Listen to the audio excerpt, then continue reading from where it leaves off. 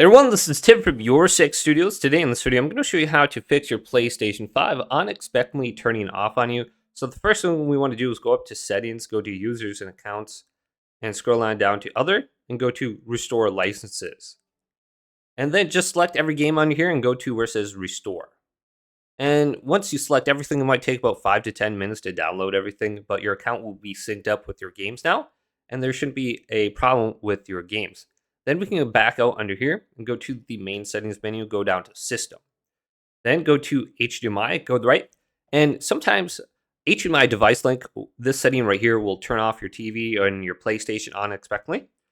So just turn this off completely, or you can read the descriptions here. Power off link, if you turn off a device connected to your PlayStation 5, it will place your PlayStation 5 into rest mode. So if you turn this off, you shouldn't have a problem with that. Let's say you have maybe like a soundbar or something connected to your TV, which is connected to your PlayStation 5. If you turn that off, everything could just turn off automatically on you. So you could just try disabling this setting altogether, and you probably won't have a problem.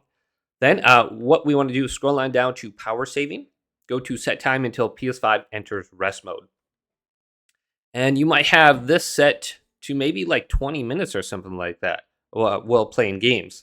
So your PlayStation 5 is going to turn off automatically after whatever time you have set. So you could go to do not put into rest mode or just make the time extremely long, like 4 or 5 hours. So look at this for media playback as well as playing games.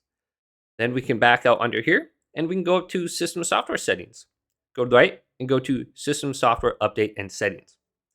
And then make sure your PlayStation 5 is up to date using the internet and there is no pending download. Sometimes when you do have an install for the system software, it's going to restart your PlayStation 5. So you can just update it manually.